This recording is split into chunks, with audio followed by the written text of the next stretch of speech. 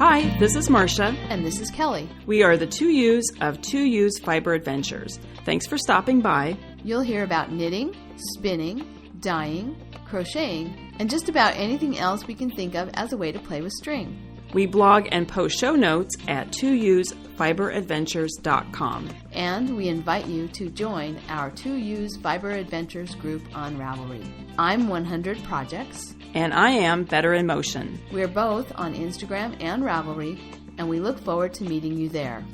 Enjoy the episode.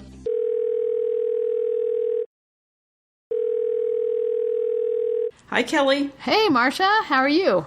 I'm doing well. Good. So, it's evening now. We're recording in the evening. What are you drinking? Whiskey. Okay. I almost did that. I'm having a scotch. Okay. I should, now the bottle's sitting in the kitchen, so I don't know what it is. All I know is it's a space side. So. Mystery Scotch. Mystery Scotch, yeah. Well, I'm having a beer. Mm-hmm. It's what's the one that's in Paso Robles? Firestone. Oh, okay. It's Firestone Brewery. Mm-hmm. I don't remember which beer it is from Firestone, but it's pretty good. All right, so yeah, cheers. Cheers. I'm clinking my glass. There we go. Okay, well, mine doesn't have any ice, so you can't hear my clink, but yes. Anyway, well, I have exciting news I need to share. Oh, do. With everyone who's interested in updates and stories about Enzo. So, he took his Canine Good Citizenship test, and he passed. Yay, Enzo! Yay. And yay, Marsha. Yes. And I have to tell you, I thought, I'm fine with this. I'll be okay. I was I kept thinking I wasn't nervous. And then I realized after the test, I actually had stopped breathing. Okay, yeah, that's kind of important. Well, the thing is, the trainer that I work with kept asked me 3 times if I was going to register him for the test. And I kept thinking, I don't think we're ready yet. But then it dawned on me, if she's asked me 3 times, maybe there's a reason why she's asking me to take the test. Right. She thinks you're ready. Mm-hmm. She thinks I'm ready. And then I also thought, if we pass, that's great. If we don't pass, at least we know what the test entails, and we'll know where we need to work our weak areas. Exactly. And the areas that we need to work on. So anyway, but we did pass. And I expected a lot more of him than the test actually required. So, like the loose leash walking, I thought it was actually going to be off leash. That he had to heel next to me. It wasn't. It's just loose leash walking. So, anyway, but he did great, and we passed, and I was really excited about it. But afterwards, I got thinking about it, and I thought the last time I took a test was in college. And the last time I was ever tested on anything that the test was about what I was actually physically doing was when I took my driver's test. Yeah. Mm-hmm. I'm not tested these days that way in a classroom or that way, and then being tested on how I move, and I'm not that most coordinated with the dog. Anyway. Yeah. It's surprisingly coordination intensive dog training. Right. Yeah. Yeah. And it's interesting with the dog training, a lot of it, we're still at the point where a lot of it is on leash. We're now moving off leash, like recall and healing is off leash. But there's also treats involved. And I find with, and we've talked about this before, but with the leash and the treats and making sure you're listening to the trainer about what we're supposed to be doing, it's really hard. Mm-hmm. I mean, for me, it's really hard. Yeah. So anyway, but I'm really excited, and he was a very good boy. He passed everything, and yay! Yeah, he's got his certificate. And I know you were worried about one of the staying things that he had to do.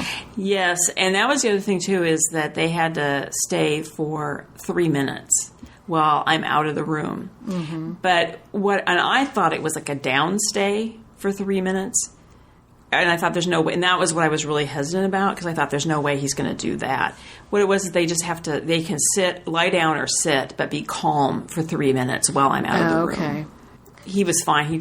And all the dogs, there were 4 of us, and they all passed. So, All right. So anyway, I think I'm going to still keep going to the Obedience 3 class because there's more things to learn and to work on. Mm-hmm. And also going to class each week makes me work in between classes as opposed to now I'm not going to class, so I'm not as motivated to work with him. Even though the truth is I work with him every day, but not in such a conscious way. Right. And you have another reason for wanting to work with him, right? Yes. Elaborate for the listeners, Marsha. So after the first of the year, we're going to go to Stitches West, and then we're also going to the Knockers. That's it. Stitches West is the end of February, and the Knockers retreat in San Juan Bautista is the middle of April, I think. Mm-hmm. And in between that, in March, I'm going to Scotland. And so what we've talked about, and I think the plan is I'll drive down in February and go to Stitches West and leave Enzo with you and fly home, and then go to Scotland, come back, and then fly back down for the Knockers retreat, and after the Knockers retreat, then drive home.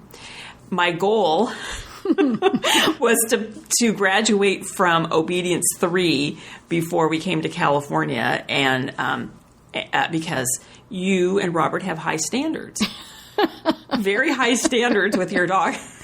And mostly Robert. Mostly Robert. You're more forgiving, but mostly Robert. So, and also, when I was down there when Enzo was just 4 months old, he worked a lot with Enzo, which is great. Which Camp Lock, as you call it. Yes. So I wanted to have a really good foundation before we come down there, because there's things that I sort of tolerate that probably would not be tolerated at your house. Like we've talked about this. For example, he's really good when we eat dinner. He goes and he lies down, but he usually lies under the table.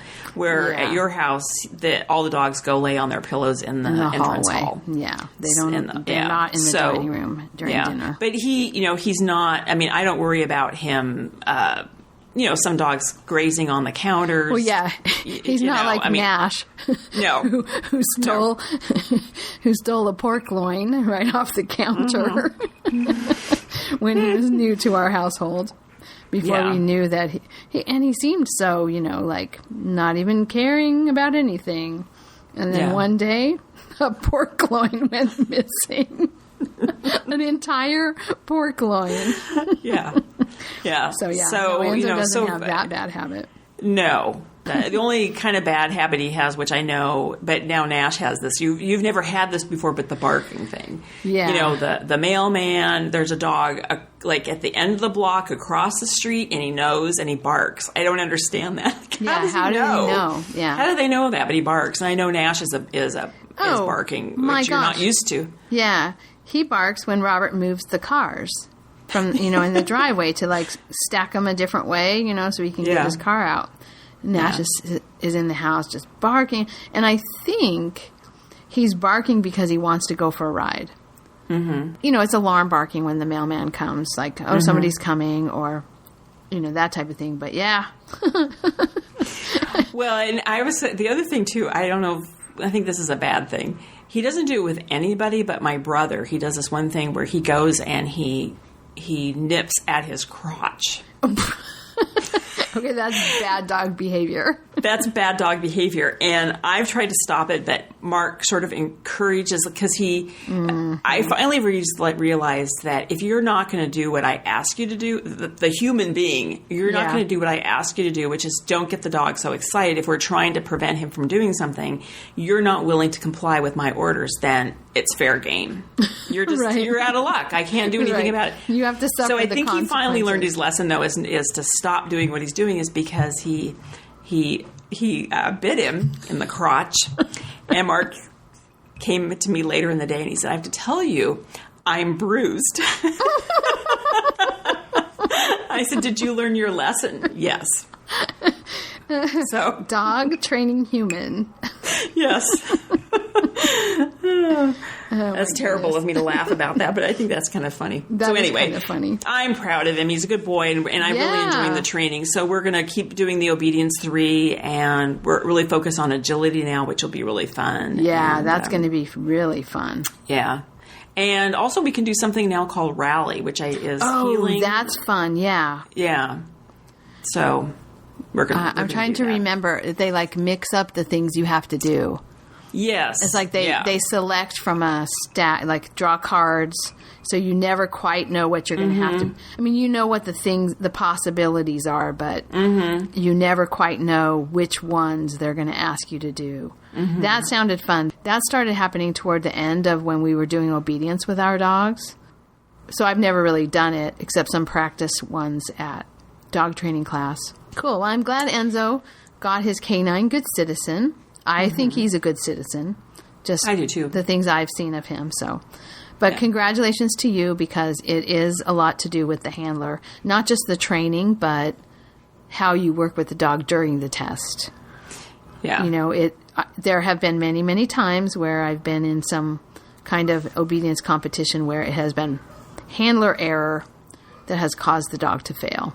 Well, and Cheryl, the trainer, said a lot of the error takes place with just because the owner's nervous and anxious, and then the dog. And she used the example of one dog owner that always was talking all the time to the dog in these really high, bubbly tones, and then in the test situation sounded mad the whole time, really strong orders and everything, and the dog was kind of freaked out by that. So she said, whatever you do normally with training, just do that in the test. Exactly. And I realized in hindsight I was more anxious about it and more worried about him than was necessary. It was fine. So anyway. Yay.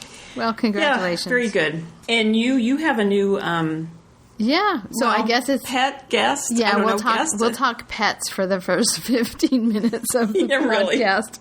This is if you're joining us for the first time, this really is the Two Ewes Fiber Adventures. Yes, knitting, spinning, crochet, weaving, and things you can do with yarn podcast. Yes.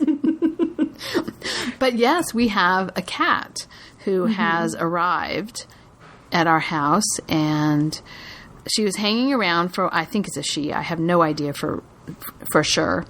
But I saw her hanging around, and she's a seal point, so, like a Siamese look. But she's got longer hair than a Siamese, and she doesn't really have the body, that sort of sleek body shape as a Siamese. Blue eyes, and she was hanging around. She looked really ratty. She was eating crickets or grasshoppers or whatever bugs are in the lawn. I was watching her one day hunting them in the front lawn in the early morning light, kind of still dark a little bit. And I just couldn't stand it. So I started feeding her. I wasn't sure what Robert would say, but then I did tell him. And, he was interested in how she was doing too. And so then we were both feeding her, and he was saving little scraps from dinner. So she was getting like chicken and salmon, and occasionally when we didn't have that, I was feeding her dog food. She disappeared a couple of times, but now she seems to be coming consistently. So anyway, I had Aunt Betty buy cat food when she went grocery shopping, dry cat food, which she eats happily. She's not picky. She's just grateful to have food. And then I put a crate, Robert did. He put a crate out. So she has a place to sleep now. She was just having to find a place to sleep, which I'm sure there are nice places to sleep in my yard, but she has decided that she likes the crate. She won't let us get near her. Very skittish. She's missing the top of her right ear, which Robert says someone at his work told him that they have feral cats at the treatment plant, and they have captured them and taken them in to be fixed. And one of the employees has done that over the past years. And anyway, he was told that when they spay or neuter a feral cat, they take off the tip of its ear. Okay, that seems a little mean. Yes. Am I wrong? No, well, does it seem kind of mean? Kind of. But I think the idea is so that you know which ones have been neutered and spayed and which ones haven't. Okay. It's kind of like a brand, or a tag. So I don't know if that's why she's missing the tip of her ear, because she was caught as a feral cat. She doesn't quite seem feral, but she's not. She's very skittish. She's sleeping in a crate. Now, the other morning, it was so funny. I'm sitting in the dining room, and she's on the porch, And she actually comes up to the dining room window, puts her paws on the window ledge, and looks in. Like, hello? She'll be in the house before you know it. Well, yeah, we'll see. I don't know. She's over by the studio, that side of the side yard. And so, of course, I've been itching to get those shelves down so I have a door that goes out to the patio from the studio. I don't think I've talked about it on the podcast, but anyway, this area of our house has bookcases that were just put up over a door and windows. Yeah. So I've been wanting to get those down since we moved in 12 years ago. And now I kind of think, okay, that would be fun. Maybe she can't come in the house. Robert doesn't really want a house cat. Maybe she can't come in the house and have free range of the house, but when I'm working in the studio, maybe she could come in and visit with me. I can open the studio door, and I don't know. Right now she's outdoors. She's very wild. She might disappear again. She might get hit by a car. We live on a busy street. So I'm trying to just not make too many future plans because I don't really know what she'll be like. Yeah. But anyway, new cat. She's really cute. Yeah, she's if very it's a pretty. she. I don't know if it's a she. I think it's a she. She looks dainty. She looks dainty, so I think it's a female, but I don't know. Okay, enough of animals. Okay, now this is almost 18 minutes of pets. What are you have to knitting? Edit this down to... Okay, knitting projects. Yes, Kelly. I will start with my projects because everyone came for the... Actually, I think people come for our lives. They come to hear about our lives too, but... Well, they have no choice. Exactly right. You don't like it? We'll give you your money back. 2Ewes at 2ewesfiberadventures.com. Email me if you want a refund.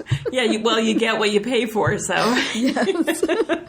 Oh my gosh. Okay.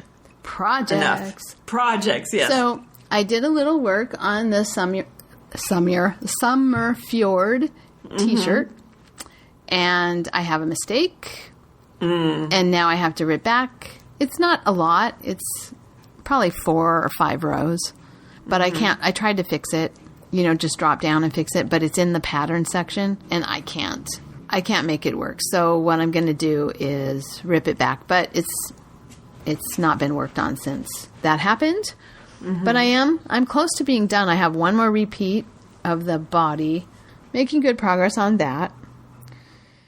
And then I had a weaving project. Okay. I had some towels on the loom that I put the warp on the loom for Aunt Betty maybe 10 years ago, I think.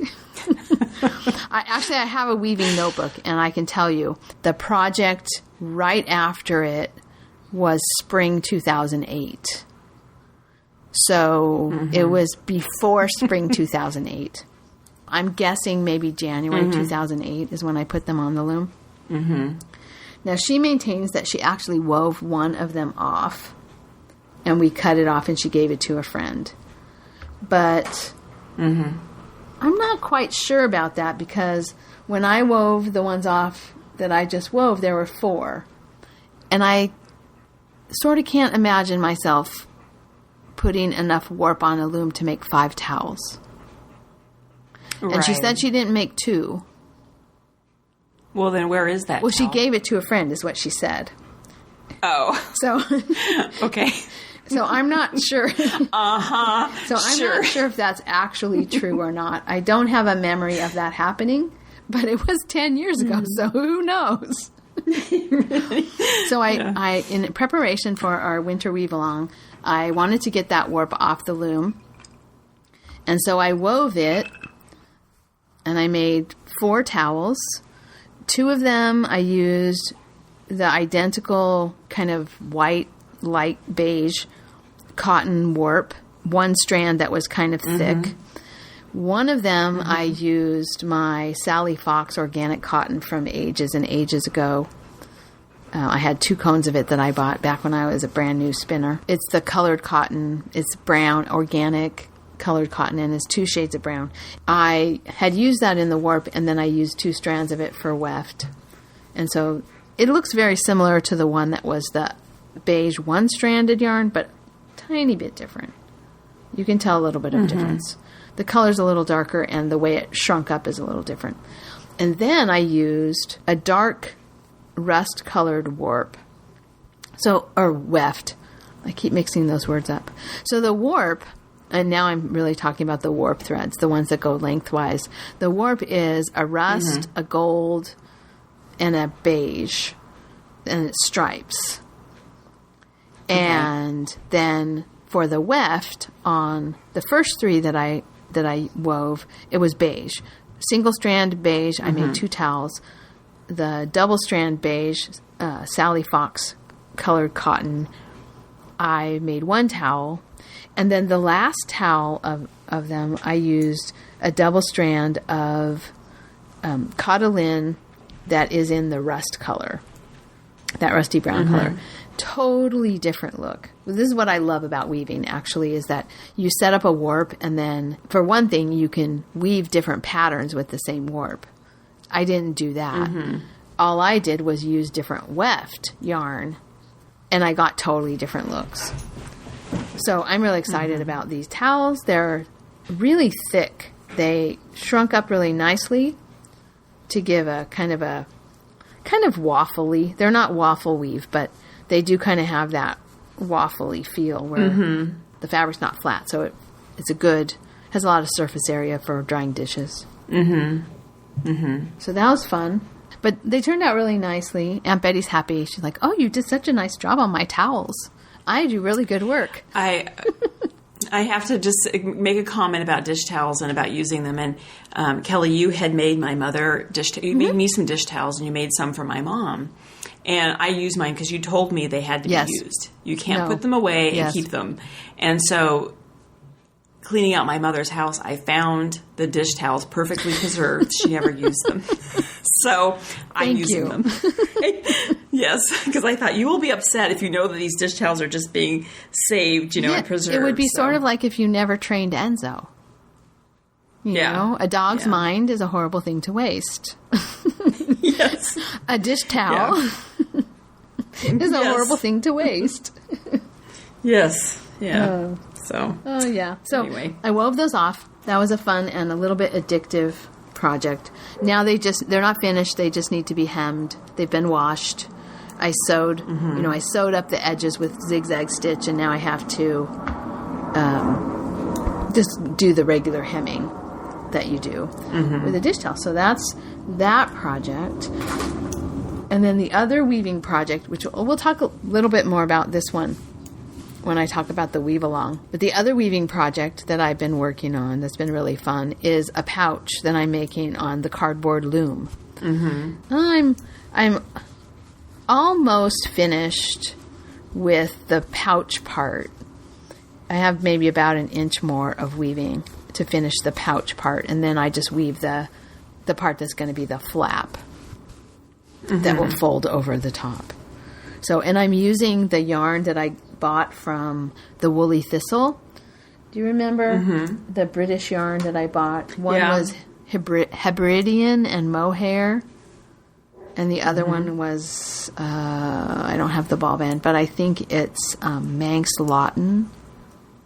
It's a tan color, and then the Hebridean and mohair is green. I hadn't done anything with them, but I was curious to use them, so I swatched with them. I really like them, and now I'm using them for this weaving project, and it's coming out really nice.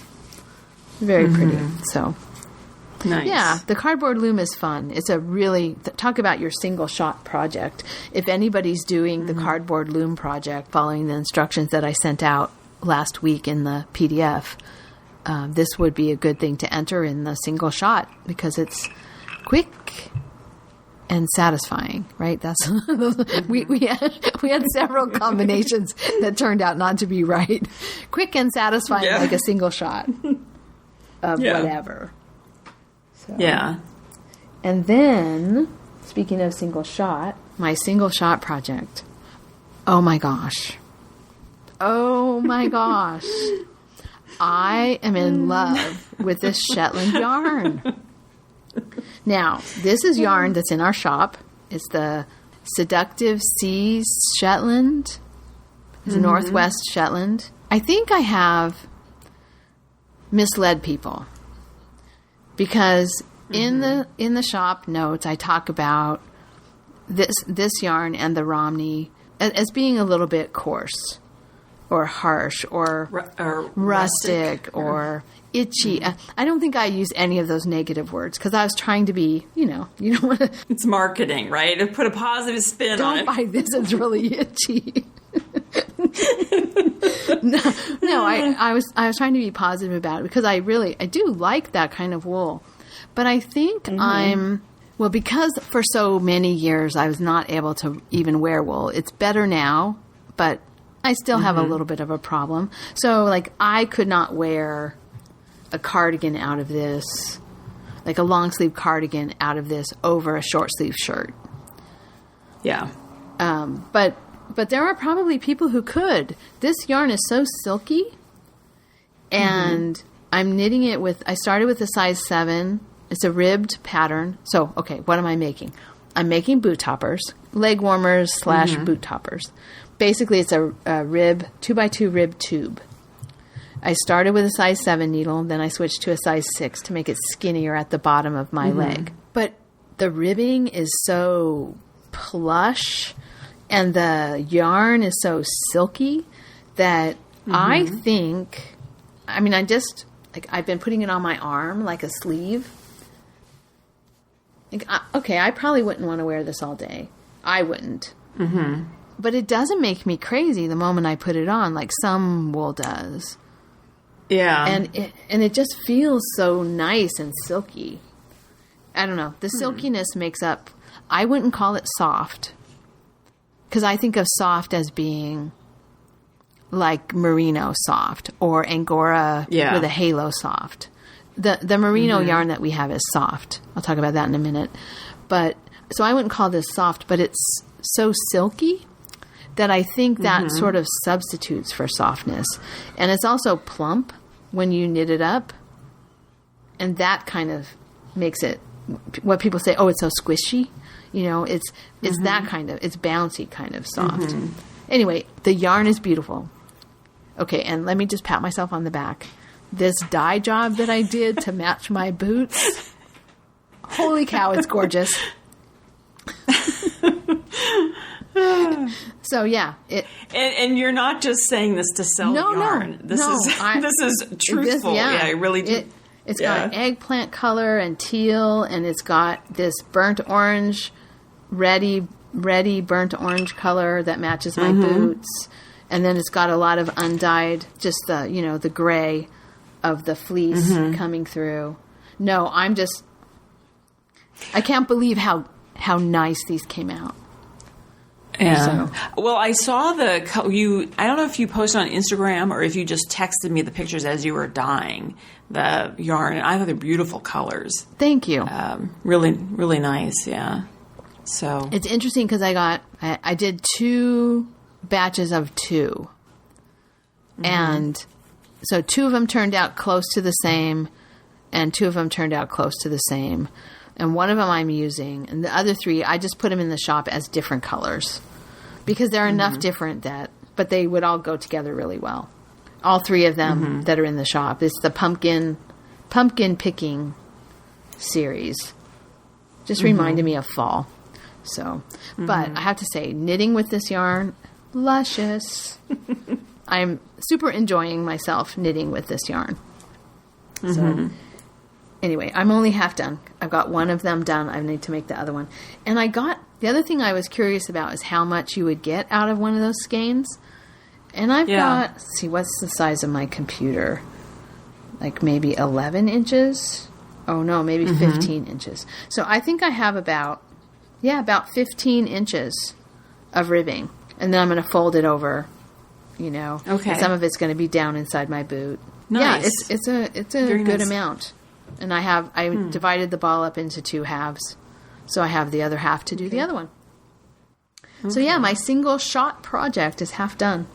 And I love it. Well, I saw the picture you posted, and I think they're very cute. Thank you. They're very nice, Thank you. And just to mention about another single shot project that's not mine, but is also, I'm really having fun watching the yarn. And that's Aunt Betty's making a cowl using one of the merino skeins that I dyed, or you dyed. One of us dyed it. And it's coming out really pretty too. It's gray with overdyed with pink, so it has little pink. I posted it on Instagram, but it has little pink, kind of pink blotches. That's not a positive word. Sorry. I don't know what would you call them? Pink speckles? Pink. It's more like spaces where there's like a blush of pink over the gray. Oh, there you go. It has a blush of pink in the area. I don't know. But anyway, it's so soft. So soft. And it has the halo. That merino is also very delicious. We had a listener order 1 skein dyed and 2 skeins undyed of 2 different bases. So I'm interested to see what she makes because I think what she did was she bought, the 1 skein as an accent, and then her project is going to take, I don't know if she had a plan, but she's thinking about a project with 3 skeins, big enough skeins to make a project, a good sized project. And one of the skeins is going to be the color, and the other skeins are just the undyed gray or the undyed cream color of the Rambouillet. I thought that was a good plan. Yeah. Yeah, you'll have to keep watching. Yeah, I'm interested to see what she makes. So she was somewhat affected by the hurricane in Houston, so it might be a while before we see projects. I don't know. There's a lot of work to be done there, I'm sure. So yeah. Oh, yeah. A little time for knitting right now. Right. So, but anyway, I thought that was a good plan. So, single shot. I have one. Aunt Betty has one. Anybody who's weaving the cardboard loom project has one. Do you have one? Mm-hmm. I have one. So, you sent me a skein of the Rambouillet, and I dyed it. All of a sudden today I realized it's October 4th, and and I have to finish this by the end of October. I better get going. So I dyed the yarn today. I painted it, and it was supposed to be spruce, which is kind of a teal green and turquoise, and then I put some bright yellow in there, and then I was going to over dye it. I think the yellow interacted with the teal spruce color because it's sort of an olive green. It's not really what I intended. It's very pretty. And so I think after I dyed that just before we started recording. And I think then when we're done, either I'll just let it dry and reskein it, and if I like the colors, or I may over dye it. I'm not quite sure yet what I'm going to do. Oh, that's a good idea. Yeah, take a look at it before you decide. Yeah, because right now the colors are just those big blocks of color, and if I reskein it, I might like it a little bit better. I've been looking at patterns. I'm going to make a hat, and just so people know, I did start a bundle on our page, our group page. Oh, good.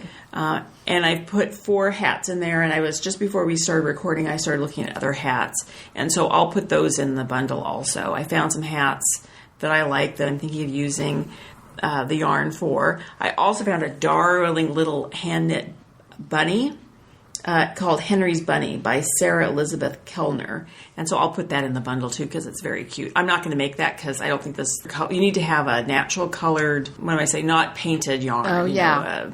It has to be a solid, but very cute little bunny. So I'll put that in the bundle. So if anybody wants to add something to the bundle, I think they can. Yes, they should be able to. We'll figure out, Kelly, between the two of us, how to, because like the poncho bundle that we had, people were able to add anybody, and that's what we want. So we'll figure it out. And the same thing about the bundle that I put up that was patterns that were great for hand spun.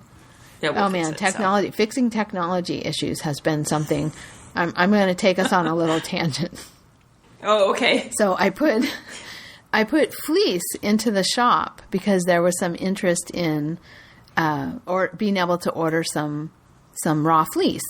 People who are interested in doing some processing but don't want to buy a whole fleece. So I put 8-ounce portions of one of my fleeces that I had some left. I put 8-ounce portions of that in the shop. And so in the shop, you set up the shipping. And when you set up the shipping, you say how heavy it is. So I put the weight of it, but instead of putting it in grams, I put it in kilograms. So, well, first I put it in ounces, and I went, wait, no, that's not right. And then I put it in grams, I thought, but I actually put it in kilograms. So if you think about it, a kilogram is 1,000 times heavier than a gram. So what would have been an 8-ounce portion of fleece, right? Mm-hmm. So half a pound times 1,000, 500 pounds. So one of our listeners, she messaged me and she said, something's wrong. I get to the shipping and it can't figure out how to ship it. Well, of course it can't figure out how to ship it. It's 500 pounds. So I'm just glad it didn't give her a price. Yeah, really? For 500 pounds of shipping. Oh my God. I laughed about that for like 2 days. It cracked me up every time I thought about it. And I have to laugh too, because between the two of us, we have a lot of fiber and fleece and yarn, but we don't have 500 pounds. True. Yes. Yeah. I don't have 500 pounds even for myself, much less 500 pounds to sell in portions. Yeah. Multiple portions in the shop. So yeah, that was pretty funny. So mistakes with technology, but yeah. Anyway, so yeah, we'll figure out the bundle and we'll get that all squared away so that people can add their single shot projects to it, because that would be fun. These hats are cute. You have some nice hats. Yeah, I thought some of them were pretty cute. Mm-hmm. So, and I found some more too that, as I say, I'll add those. So the rest of the projects that I'm working on, I continue to work on the Recoleta by Joji Locateli. Hey, you said it right this time. I know. You've been practicing. I've been practicing.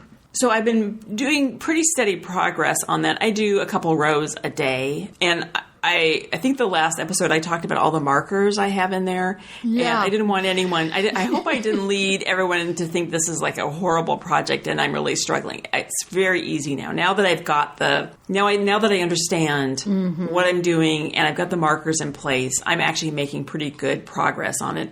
I think I did say that it's a little bit slower because I do have to follow the chart. I can't really take it out of the house and go someplace and knit with it. I have to just sit in the chair. And in fact, I just have everything sitting there, the chart sitting on the table. And as I say, every day I put a couple rows in.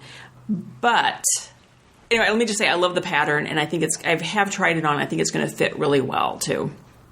And I love knitting with the yarn I'm using is the Neighborhood Fiber Company worsted weight. Love that yarn. Really, really nice to knit with. Oh, I know. And then before I go on to the why I'm not getting so much done on all these projects, the other project I'm working on is Among the Shadows. That's the shawl that I discovered the last time or a couple episodes ago when we recorded. I had made a mistake. I've corrected that mistake, and I continue to work on that if I'm in a social setting or I'm in the car, not driving personally, but if someone else is driving.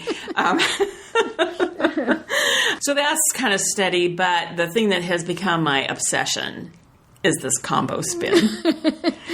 I commented in the discussion thread that if you start the combo spin, your family may have to cook for themselves, do their own laundry, and the dog may have to walk himself because I'm exaggerating, but it really has been fun. And I spun 3 bobbins, and then I did a 3-ply, and it's beautiful. It's really pretty. Yeah. It's gorgeous. And I wrote this down. I have 593 yards, 11 ounces is what I've spun so far. And I think I have approximately 9 ounces more to spin. Okay. And I have, as I talked about in previous episodes, I divided the roving into 3 Ziploc bags. And so approximately each bag is a bobbin of singles. So I have 3 more bags, and I started spinning. I think 2 days ago I started the first of the last 3 bags. I'm halfway done. I'll probably finish filling that bobbin tonight, probably. Anyway, this is exciting. And the other thing I have to say, too, about weights and measures, Kelly, you're talking about, what was it, kilograms versus grams? Grams. Mm-hmm. I had a pound of the roving that it's an unknown wool. I think it's merino that I got at the Pendleton Woolen Mills. That was a pound of that, so that's 16 ounces. And then I kept saying I had a half pound of Corriedale top that I added in it, so I would have, I don't know how many. A pound and a half, right? Pound and a half. I don't know what the ounce, you can convert to ounces, but a pound and a half. So I thought that should be plenty for a sweater, right? Because a sweater is, one of my sweaters is 12 ounces, so I figured that's going to be plenty of yarn to make any kind of sweater I want. And then allowing for some waist, too. I realized that the Corriedale top, the whole bag is a half pound. And I pulled out like a quarter to a third of it. So I don't have a pound and a half. I think I have about 18 ounces. Oh, no. But that still should be plenty for a sweater. Yeah, if one of your sweaters that you weighed was 12 ounces, yeah. Right, it still should be plenty. And then, now I'm probably be wasting time talking about this, but when I first measured, if I have, 593 yards, that's almost 600 yards, and it's 11 ounces. Mm-hmm. What's my math? I figured I had 50 yards per ounce. Okay. Is that right? What did you say? You had 600 yards? I have 593, but let's just round up and say it's 600 yards. Hang on a second. So 600 yards, and it's 11 ounces. 11 ounces. Yeah, so 54 yards per ounce. So if you had 12 ounces, that's only No, I had 16 and another 2, so that's 18 ounces. Okay, so say I have times 18. We're doing math on an audio podcast. That's 972 yards. Yeah. That doesn't seem like very much. Well, it depends. It depends on the weight of it. It's about worsted weight to maybe Aran weight, I would guess. Yeah, I think it's, which I'm just, a little side note too, I have no idea how anybody spins lace weight yarn, like a 2-ply or 3-ply lace weight yarn. Mm-hmm. I have no idea how you do this. It takes a long time, and it takes a lot of concentration, and it takes the right fiber. Yeah. Yeah, and I have an unknown wool. So I would say, just looking at the yarn, it's worsted weight to Aran weight. Yeah. So you're not going to need as much yardage for an Aran weight sweater, or, worsted to Aran weight, or heavy worsted weight sweater as you would need for like a fingering weight sweater, or, something like that. So yeah, I think you could definitely get something out of it. Get a sweater out of it. Yeah. No, I think I will. I don't make pullovers, but I was actually thinking I might make a pullover because, it'd be interesting to see how this knits up. Mm-hmm. But it is going to have stripes. I mean, there's just no way around it. I mean, which is okay, but they will have subtle probably, but it will have stripes. Mm-hmm. So, and I kind of thought maybe I might do a pullover, and I shouldn't even say, but one of our listeners in the discussion thread posted a picture of her sweater, and it's darling. And that's what I was thinking. I think it's Stacy. Yes, Stacy DSL. Yes. And it has to be, because I do know with how this yarn is turning out, because it's a 3-ply, it's very, very, how would you describe it, Kelly? There's a lot of color in here. And it's really round. Yeah. And there's a lot of color, but it's melding together really well. Yeah.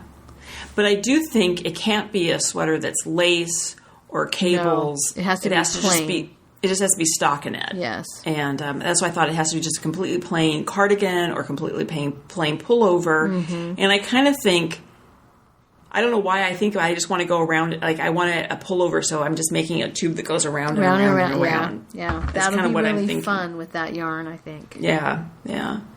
So anyway, I highly recommend this for any spinner.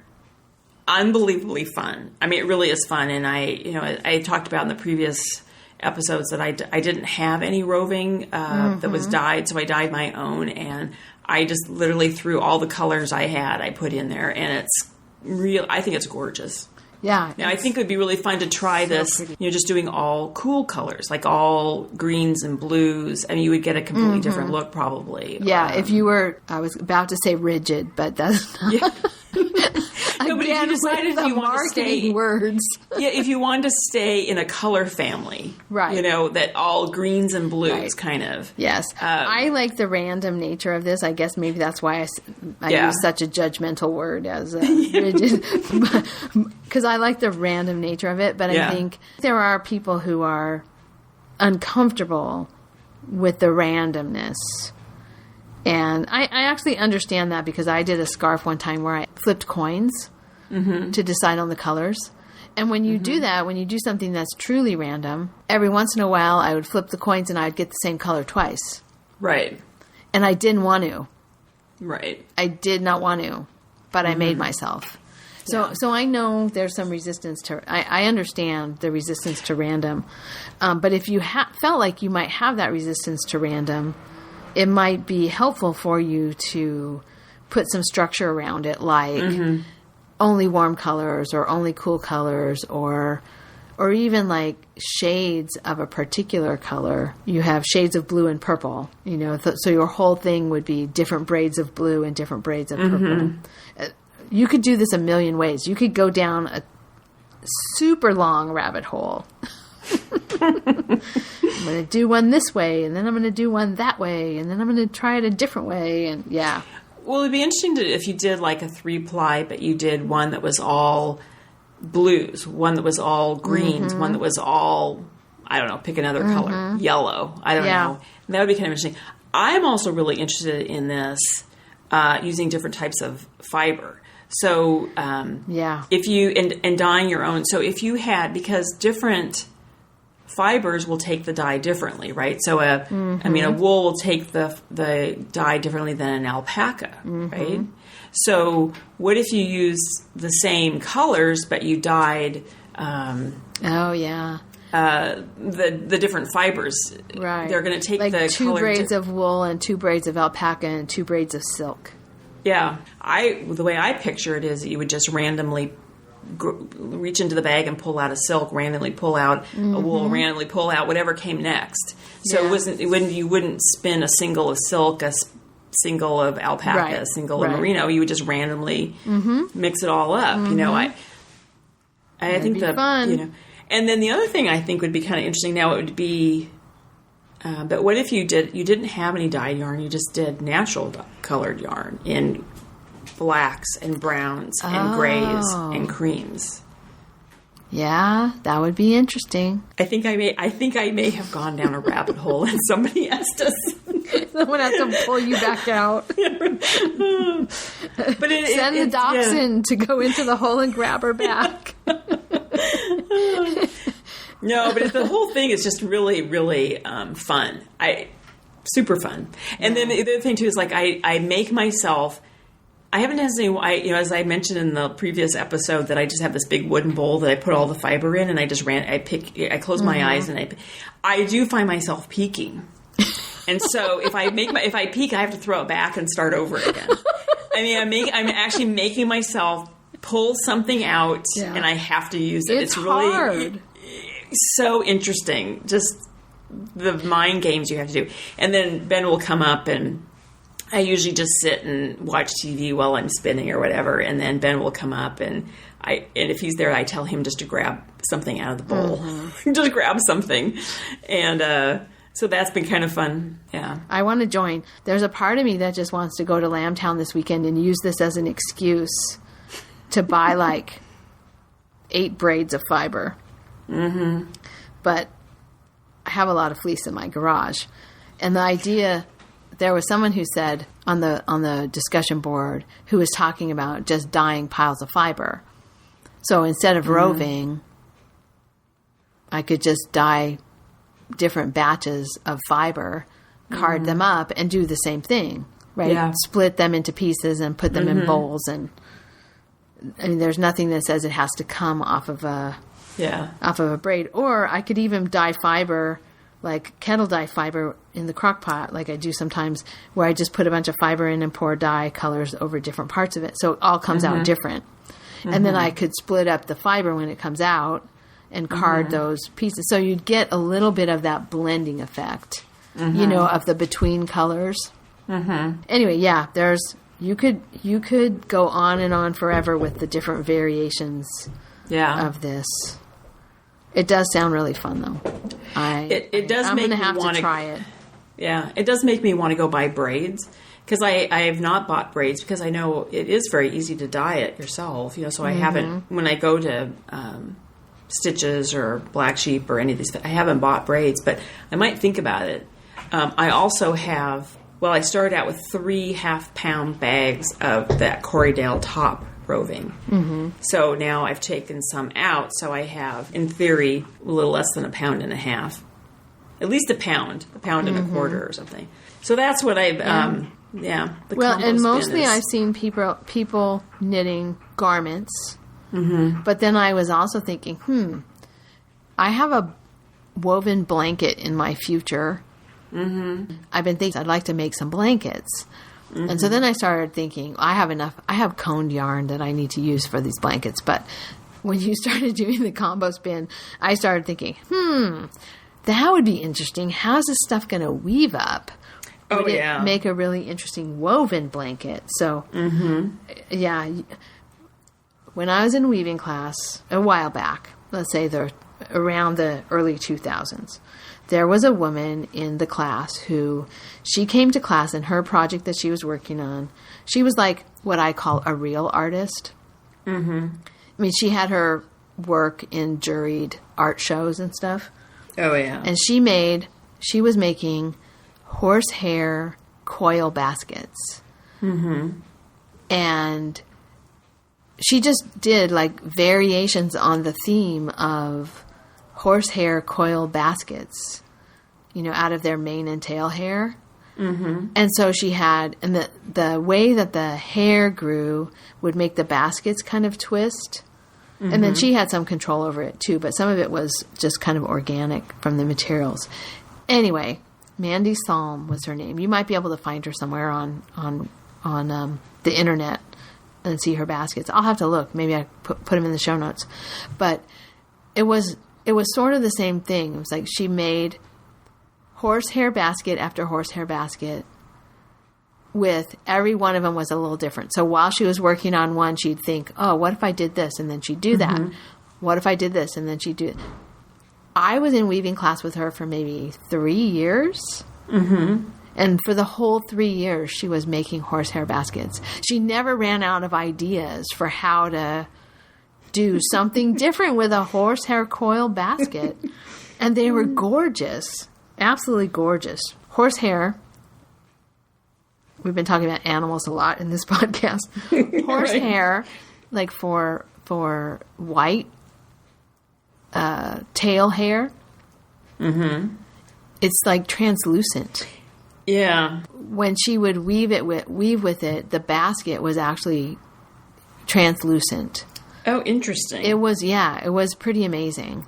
I don't know. I just expected it to, be filled with pigment like regular hair. Like, my gray hair is totally white.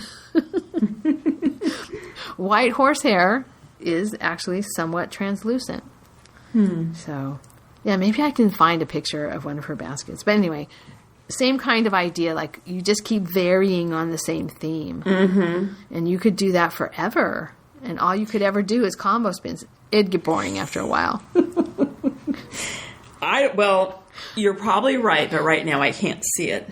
Right. It would take a long time. Yeah. But I am interested because I do have gray Shetland, cream colored merino, black merino. What else do I have? I mean, I have all these different colors. Oh, I have a brown, kind of a brownish one. Yeah. Fleece. So it'd be really interesting to take all of those and just... And whites are different. Like the white of the Santa Cruz Island that I have is different from the Corriedale Merino Cross, and that's a different white from the Cormo Targi something that I put in the shop. I think it's Corriedale Cormo Targi that's in the shop. Yeah, so it will be interesting. That's an interesting variation on the theme of combo spin. Well, and the last thing I'm just going to add about the combo spin, and it's not about the combo spin in particular, but I've only knit 3 things with my hand spun. I made a hat for Ben, which is truly awful. I will never get rid of it. I love it, but it's truly awful. I made him a pair of those socks, and I made a scarf for myself. But otherwise, I have all this hand spun that I've spun, but I never. Yeah. I can't say never, but seldom, other than those 3 items, I don't knit with it. Yeah. And I'm determined to. There's a project has to come up here pretty soon where I'm actually knitting with my hand spun because it's now time. I have enough of it. It's time. So that's it for me on projects. Okay. I wanted to talk about the weave along just a little. So we are having the winter weave along, and I am going to be putting up PDF lessons probably every 2 weeks on the off time of the podcast. I'm not going to commit exactly, but if you are subscribed on the Apple Podcast app, the purple podcast app on the iPhone, you will get it automatically. And so when it comes out, you'll see an episode, and when you click on the episode, instead of saying play, it will say open, and you can open it and then you can save it. So that's one option. There are some other apps that people have for podcasts on Android. I think Downcast is the one where Mary tested it out, and she said it worked. She could get it. If you have the Overcast app, I haven't been able to get it on the Overcast app. I don't know. And if you use Stitcher to get the podcast, you won't be able to get it that way. So the best way to get it is to, even if you listen on another app, if you have an iPhone, the best way to get it is to just go into your Apple Podcast app and subscribe to our podcast. You just go to the search and put in 2 Ewes Fiber Adventures. We'll pop up. You click on our little cover art, and you'll get the option. You'll get a button that says subscribe. So if you have an iPhone or iOS device, iPad, you can do that. If you have an Android and you're not using the Downcast app, you can go to a website. And I put it into the thread. I'll say it here, but I know people don't remember. I'll put it in the show notes too. It's 2ewesdying.libsyn.com. So you're actually going to the host. Our podcast host is Libsyn, and we have a web page there. And if you go to that web page, you can see all the episodes, and the episodes that are the winter weave along. There will be a little link in there that says direct download. And if you click on that, you'll get the PDF.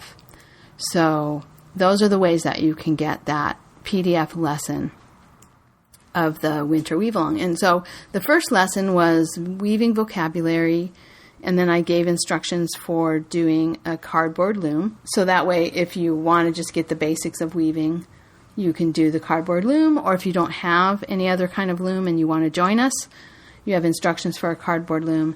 And then the next PDF that I'm going to put out is going to have a little bit more vocabulary, and I'm going to talk about yarn selection for a weaving project, and then the next one after that is going to be about winding the warp and getting actually started on either a table loom, floor loom, or a rigid heddle loom. So that's when you're going to be joining us, Marsha. Yes, I know. That'll be probably in November. So October, fabulous. Yeah. So October is for learning vocabulary and playing around with a cardboard loom if you want to, and that kind of thing. But the weaving starts in November. No, I'm laughing because I'm very excited about this, but I also was like, I'm in the middle of this combo spin. How dare you? I know. Why are we doing this weaving thing now? But I'll be done. I think I'll be done in a week or so with my spinning, and then I will concentrate on weaving. Okay. Yeah. That's what I'm saying. Well, famous last words. Yeah. It's going to take us time. It's a 6-month thing, so it's going to take us time to select the yarn and wind the warp and decide on the project and wind the warp and then you have to thread the warp on the loom and all that. So there's a lot of instruction to come, and it's going to go step by step and slowly. So it's not like you're going to have to weave a project in a day. Well, or I may have to pull an all-nighter at the end of 6 months. You haven't done that in a long time either, right? No. Speaking of having tests. Yeah, right. Anyway, that's what's going on with the Weave Along. You can find out more information about the Weave Along in our Ravelry group, and I think maybe I'll put up a blog post that kind of explains things too. In between this first lesson 1 and lesson 2, I'll try to put up a blog post that gives the information for people in case we have listeners who are not on Ravelry. If you're not on Ravelry, I don't know why, but maybe you're not on Ravelry. All right. So I think we just have one last thing to do. Yes. I just wanted to take a moment to give some thank yous. I upgraded my phone to the iOS 11, and the new podcast app that they have, that purple podcast app on the iPhones, now makes it really easy to see your reviews. So I was able to see, I hadn't even looked for a while. I wanted to just say that we had really, really thoughtful and nice reviews from Bonnie and Larf12 and New Guy 3 and JJJ14279. And the theme of what they had to say was that they could really tell the joy we had in our knitting and spinning and yarn work. And I thought that was really nice. Yeah, very nice. That was really... And very accurate. It's true. Yeah. So it's nice to get feedback from people that lets you know that you're actually achieving what you hope you're achieving. So, yeah. So that was very nice. Thank you. We really appreciate the reviews on iTunes. All right. So I think that may be all.